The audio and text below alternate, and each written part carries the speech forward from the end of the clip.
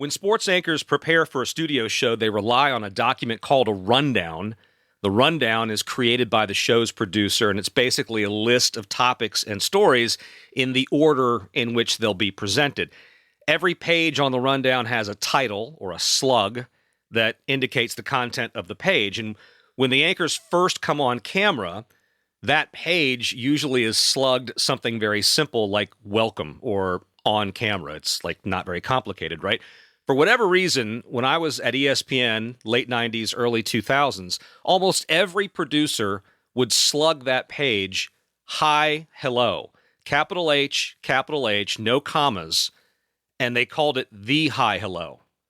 So I guess it was just a thing they did. So I guess for the purposes of the podcast, this is my hi, hello.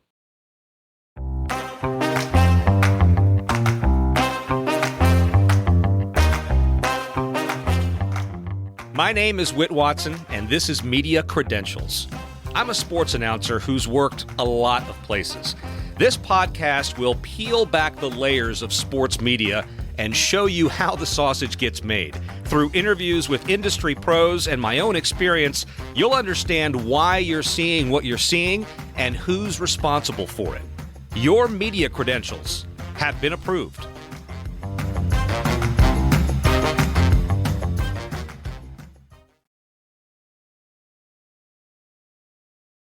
Part two of the story about Hi, Hello. I hosted an auto racing motorsports show for ESPN2 back in the day called RPM Tonight. And one of the best drivers in open wheel racing then and now was a man named Helio Castroneves. And his first name is spelled Helio.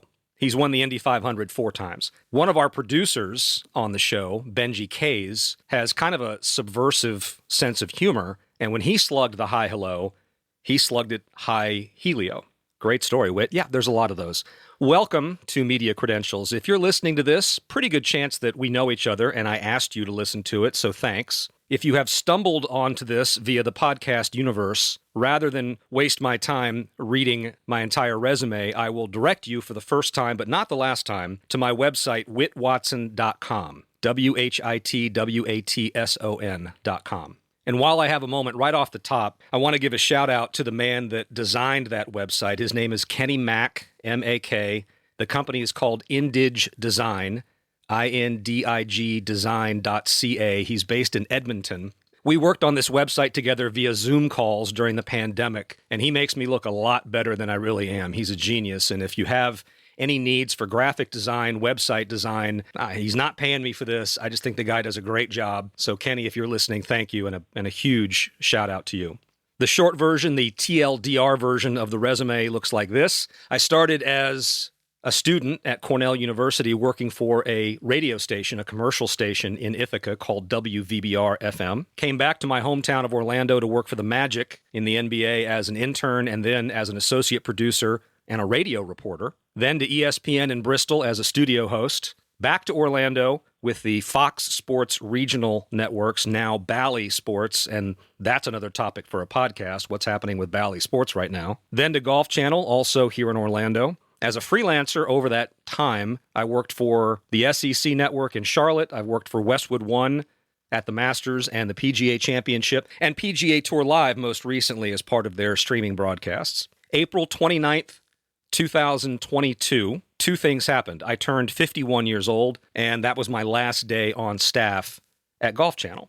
So now I'm a freelancer, a blogger, a writer, and apparently now a podcaster. So let's get to the important stuff first. Names that I rejected for this podcast. I didn't want to solely focus on golf, so a lot of really good names that I had to be rejected, unfortunately. I started with D. Lofted, which I think is a great name for a golf podcast, and you can steal it. Then I went through a whole series of Caddyshack references. Flowing Robes, Grace Bald Striking, which I really like, and Total Consciousness, which is the one that I had settled on. And then I started searching Total Consciousness in podcasts. And that's the tough part about starting a podcast, as I've learned, is that you've got to make sure that no one else has taken the name, right?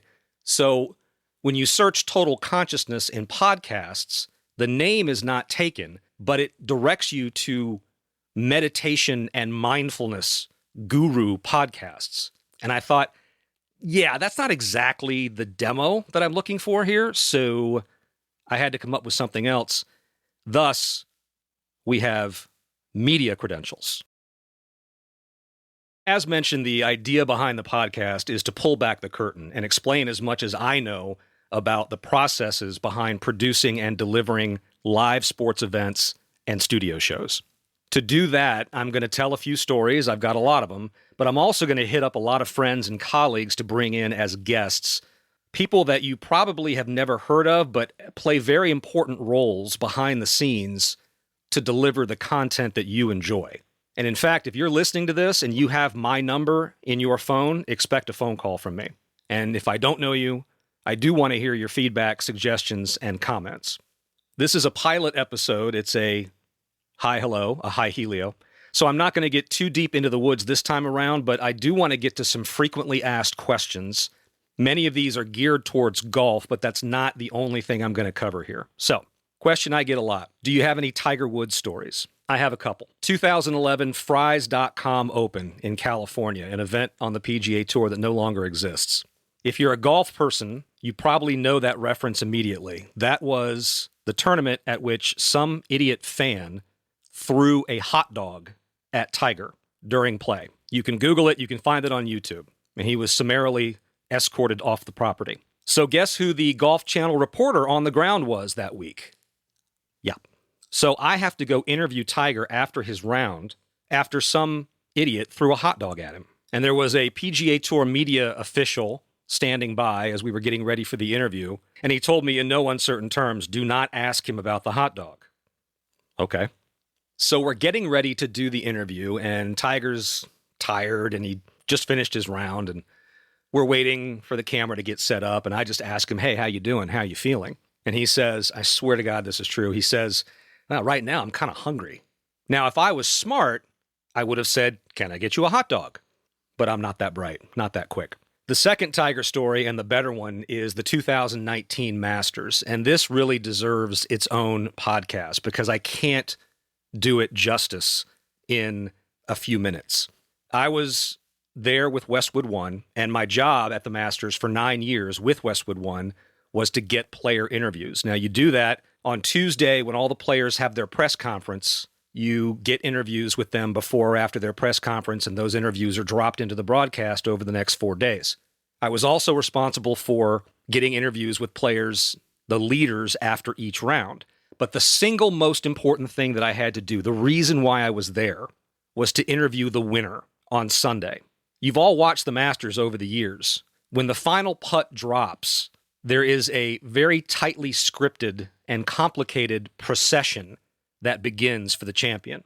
He signs his scorecard, then goes to Butler Cabin to do the interview with Jim Nantz, the chairman of Augusta National, last year's champion, and they do the green jacket exchange. From there, the winner goes outside and addresses the patrons and the members near the 18th green. They set up folding chairs, and the winner speaks at a podium outdoors.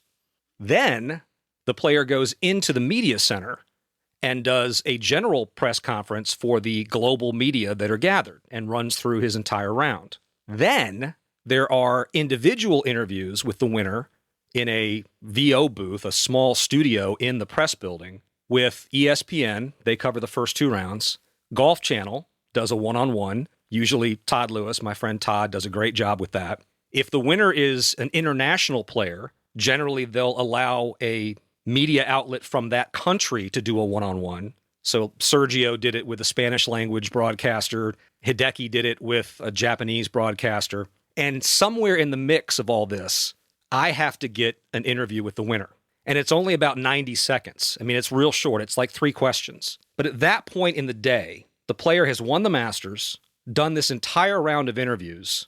Oh, and I skipped one. At some point, I think between the outdoor ceremony and the press conference, the player goes into the clubhouse and addresses the membership. So there's like 5 or 6 steps that happen before me, before the winner interview. And I have to get it. It's the reason I'm there. So Tiger wins in 2019. You remember the scene. People were roaring. The patrons refused to leave. He was in a golf cart being taken from the clubhouse to the press center, which is a building on the far end of the tournament practice facility, the driving range. And that path was lined with people. I mean, people refused to leave.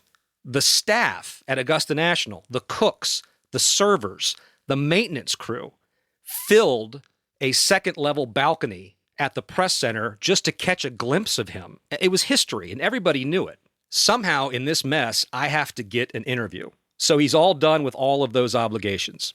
And at this point, he's done. I mean, he's got his kids with him. The jet is on the tarmac. It's gassed and already started. He's out of there, and I have to get the interview. He begins to walk out of the press center down a long hallway to go out to the driveway, to get in a van, to go to the airfield. And I've got my Westwood One microphone, holding it up like a tour guide, like a flag, to get the attention of his agent and his representatives who are there surrounding him. So they wave me over and say, "Can you walk with him? Can you do a walk and talk interview?" Yeah, sure, absolutely. So Tiger and I, with 40 people around us, walk out of this hospitality area in the press building, down the long hallway, make a left turn out the double doors, down the sidewalk. Literally, I'm asking him the last question as he's getting in the van. And it was one of the best interviews I've ever had. Like I said, I can't do it justice, and this really deserves a lot more time. But if you go to the website, here's the second pitch, that interview is embedded on the first page. The interview itself is good. His answers were great. He was thoughtful. He was terrific. But the circumstances around it, one of my greatest memories in broadcasting. Another question I get asked a lot, what's your favorite tournament to cover? And the answer is anything at Pebble Beach. Next. Did you always want to be a golf announcer? Not exactly. I grew up in the game. I played my entire life. But the way that I got into broadcasting is kind of random. In 1987, my hometown, Orlando, was awarded an NBA expansion franchise to start playing in 1989. When that happened, I made it my mission in life to be the play-by-play announcer for the Orlando Magic. That was literally the reason why I got into broadcasting. Originally, I was thinking about a print journalism career, a news career. When we got a basketball team, I became a sports guy. Now, obviously, that didn't exactly happen, but my first job out of college was an internship with the Magic, and then I worked there for 3 more years on staff as a producer and radio reporter. And then after ESPN, I came back to the Fox regionals and the Magic play on those networks. So I did sidelines and halftime and post-game shows. And I have a long relationship with a lot of people over there, deep connection with the NBA. So we will talk basketball. The way that I ended up calling golf tournaments on Golf Channel is, again, a long story, but the short version is always say yes. This is part of my stock speech whenever I talk to college students or high school students that have an interest in broadcasting. I always say yes. Whit, have you ever thought about calling tournaments? Yes. Do you know how? No. But I will by the time I get there. Again, that's another podcast topic. Another question I get asked a lot, obviously being in golf, what do I think about LIV? In the interest of transparency, I'm friends with a lot of people that work there. Jerry Foltz is a good friend of mine. Keith Hirschland, I've known since the first year I was at Golf Channel. Steve Beim is the director. He's terrific. There are a lot of people behind the scenes who in the past worked for Golf Channel and or the PGA Tour that I'm friends with. As a production, as simply a television product, it's actually pretty incredible. I've been in the truck. I went to the season finale in Miami last fall, went into the truck, and then that night had dinner with Keith and with Jerry. And again, I wrote a blog entry about this, so I won't go too deep. If you want to read it, it's at the website. But a typical PGA Tour event, a non-major, you can probably do it with anywhere from 8 to 12 or 15 cameras.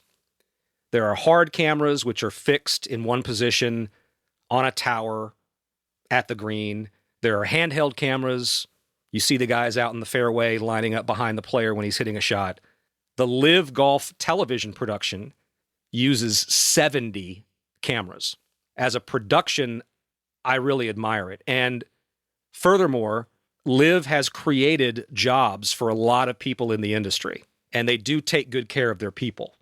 And that's where I'll stop, because the rest of it gets thick and it is problematic.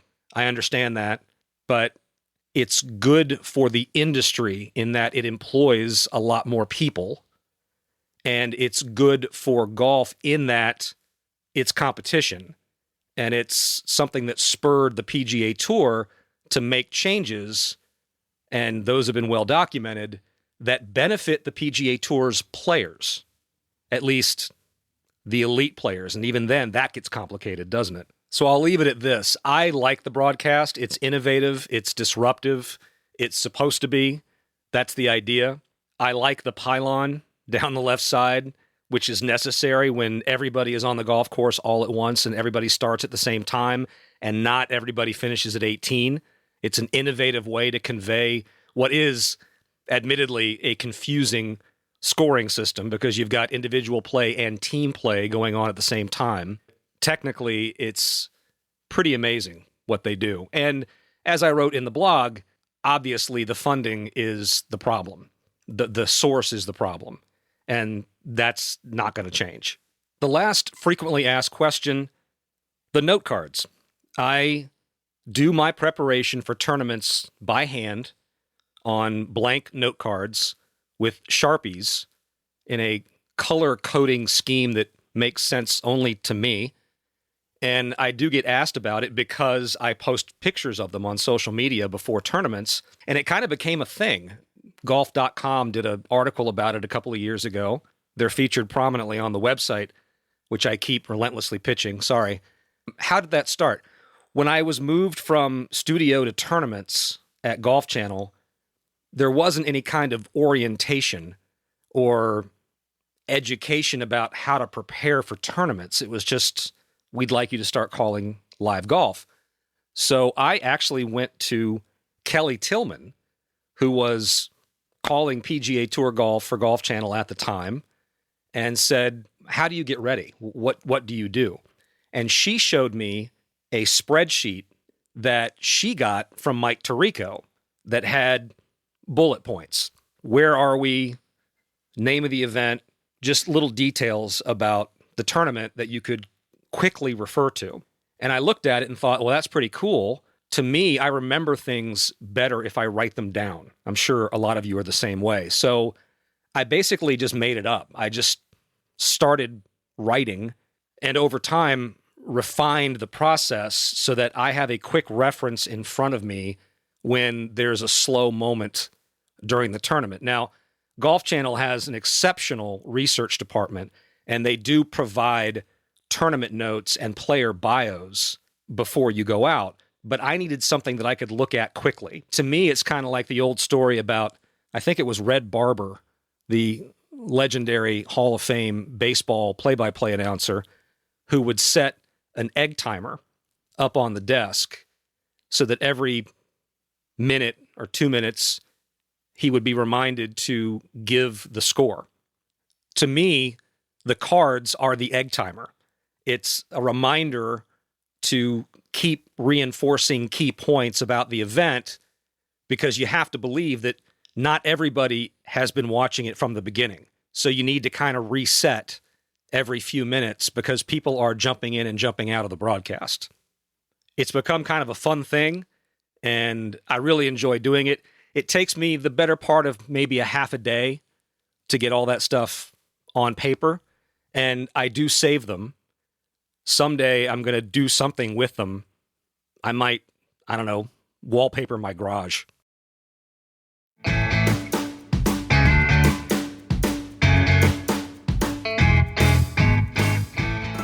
In podcasting, this is called a call to action. If you're enjoying what you're hearing, please consider subscribing to the podcast, sharing it, or leaving a review. Let me know what you'd like to hear next time on Media Credentials.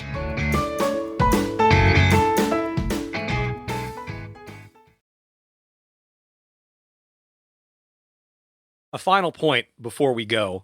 I get asked for advice a lot from people who are contemplating entering the industry, or maybe they're looking to move up from a small market to a larger market. And I'm by no means an expert. This is all my opinion and my experience, but I do have a couple of points that I repeat, and one of them I already hit on, and that is always say yes. What does that mean? If you're asked, can you do X? Would you try this? Can you help us with this? Always say yes. Then go learn how to do it. You have to do the work. Ask for help. Everything is an opportunity. And if you're trying to get a foot in the door, always say yes. The second point I tell people is learn how to write. Most people hate writing. They find it to be an arduous task. Being able to write quickly and concisely is a universal skill anywhere in sports media, even if you don't want to be on camera or behind a microphone. Learn how to write. Last quick story, when I applied for a job at ESPN in 1996, I had no business being there. I was 25 years old. I had an angel in Bristol, Dan Weinberg, who went to Cornell with me, worked at the radio station with me, and was an entry-level production assistant or associate producer. I sent him my resume tape. He walked it into the office of Al Jaffe, the legendary executive who did all of the hiring at ESPN, from the entry-level production assistant all the way to talent. He was the gatekeeper. Dan, by the way, is a vice president at CBS Sports. Now, once I finally got a call from Al after many, many months of bugging him on the phone and becoming very friendly with his assistant, Chris, they brought me up for the audition. And during the interview, Al sat across a desk from me and said, if we offer you a job, you will be the least experienced anchor that ESPN has ever hired. The television presentation part of it, we can teach you how to do that. You're here because you can write. Everybody on SportsCenter, everybody on Golf Central, we all write our own copy. There is no producer writing it for us. At some places, they may still do that, but no place that I've worked. Learn how to write quickly and concisely. It can be tough, but it opens a lot of doors. So, always say yes, be a writer. That's it.